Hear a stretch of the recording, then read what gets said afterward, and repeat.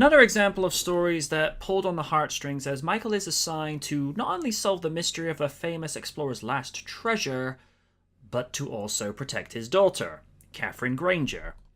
It's a well-written story where the team really use their resources to uncover the last mystery from Charlie Granger, and to the lengths that the Foundation will go to not only uncovering said mystery, but keeping a young, innocent woman from harm, as a ruthless and desperate man will do anything to take a treasure from her just to cover his own ends.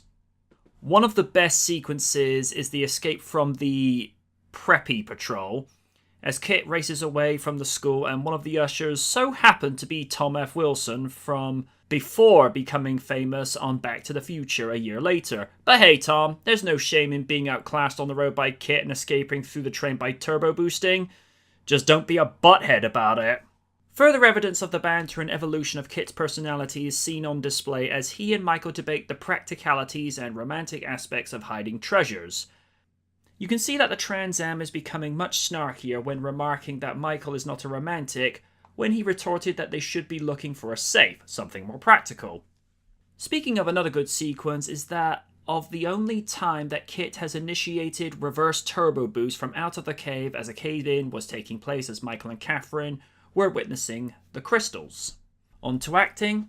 Daphne Lee Ashbrook, who plays Catherine, really has decent range and emotion, and she's able to have you hating her to begin with for her disdain for Michael and KITT, and then having major sympathy when she begins connecting the pieces and the dire strait she finds herself in. On a personal note, I've met Daphne in person at Knight Rider Reunion, and I can tell you she is one of the most polite and approachable people you're ever likely to meet. She made time for everyone for her autograph. I kick myself for not asking for a selfie with her, but the mistakes you make. Lance Legault does his job as a malicious heel number 5019, as he's done in Knight Rider before and the A-Team. As Christopher Stone, he's given a lot more to do when compared with his security guard role from Night of the Phoenix back in September 1982. David continues to shine as the man that many kids wanted to grow up being. Michael Knight was, and still is, a big role model to kids. He acts as the very knight in shining armor to Catherine when she needs one the most when learning that her father had been murdered, to being there when she saw her last birthday gift from him.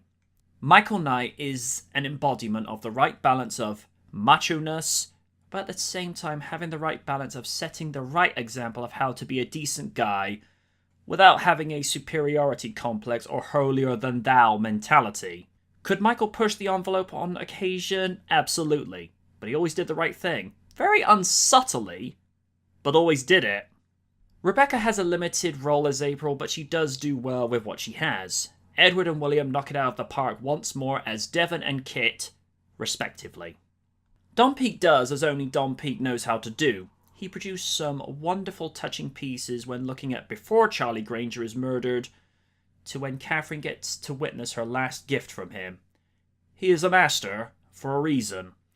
And here come those wonderful discrepancies. Aren't you glad? No, I didn't think so. Between shots when leaving the school and the race, conditions quickly change from overcast and wet roads to sunshine and dry roads. And back. Oh boy. When KITT is about to leave the semi, the sunroofs are both removed. Next shot, when he is driving down the semi's ramp to get to the road, the roofs are both installed. Continuity much? Obvious stunt doubles from Michael Knight and Christopher Stone during their climactic fight. And reused footage from Season 1's Chariot of Gold is used of Michael using the ejector seat to Stone's balcony, which is why David wore the same attire from that episode so that it would match the archive footage. It's a clever way of saving time and money, but also a little lazy, my opinion. And my final thoughts. And right before the episode ends, Michael leaves an upstart in his dust hoping to outrace KITT, but is given a literal representation of KITT happens as the supercar rides off into the sunset. When you look back at Knight in shining armor, it's a well-written and well-shot episode with everyone putting in good performances and leaving you with a payoff that left you felt uplifted. Which is the whole point of Knight Rider. It's about making a difference in someone's life, or maybe even your own. It's a further example of why Season 2 is the best of what the original series had to offer, and when you see episodes like this, it's not hard to see. Heart, humor, and action. More heart in this episode, mind you. Good night from the night.